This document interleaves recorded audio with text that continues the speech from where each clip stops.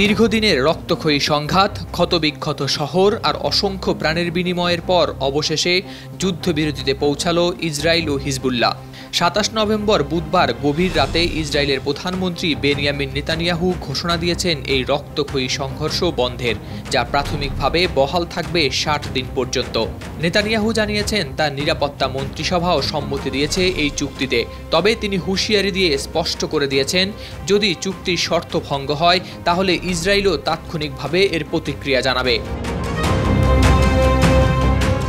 চুক্তির শর্ত অনুযায়ী ইসরায়েল লেবানন থেকে তাদের সব সেনা প্রত্যাহার করবে। অন্যদিকে হিজবুল্লাহ সীমান্ত এলাকা থেকে সরে গিয়ে অবস্থান নেবে লিটানি নদীর অপর প্রান্তে। এছাড়া হিজবুল্লাহ সীমান্তে কোনো অবকাঠামো নির্মাণ বা পুনরায় করতে পারবে না কোনো অস্ত্রসজ্জা।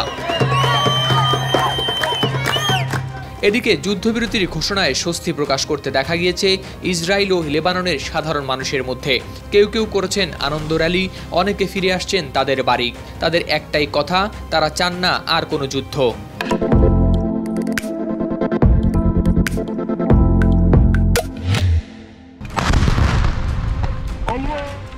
গত বছরের ৭ অক্টোবর হামাস ও ইসরায়েলের মধ্যে শুরু হয় যুদ্ধ। হামাসকে সহায়তা করতে ৮ অক্টোবর থেকে হিজবুল্লাহ ইসরায়েলের অবৈধ বসতিগুলোতে শুরু করে রকেট হামলা। এর প্রতিক্রিয়ায় ইসরায়েলও হামলা চালায় লেবাননে। এরপর চলতি বছরের ২৬ সেপ্টেম্বর হিজবুল্লাহ যোদ্ধাদের সীমান্ত এলাকা থেকে সরাতে লেবাননে স্থল অভিযান শুরু করে ইসরায়েলি বাহিনী। যদিও এই অভিযান সফল হয়নি পুরোপুরি, বরং ইসরায়েলের অধিকাংশ সেনারাই পড়েন ক্ষতির মুখে। পরবর্তীতে আকাশপথে লেবাননের রাজধানী বৈরুতে চালানো হয় ভয়াবহ ধ্বংসযজ্ঞ, যে হামলায় প্রাণ হারান ৩,০০০-এরও বেশি মানুষ। এমন ভয়াবহ অবস্থার মধ্যেই আসে যুদ্ধবিরতির ঘোষণা। এই যুদ্ধবিরতি চুক্তি মধ্যপ্রাচ্যে শান্তি প্রতিষ্ঠার পথে একটি গুরুত্বপূর্ণ পদক্ষেপ হিসেবে বিবেচিত হচ্ছে।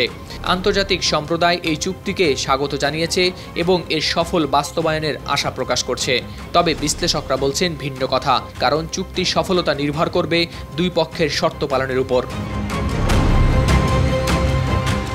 হাওলাদার শামীম, RTV।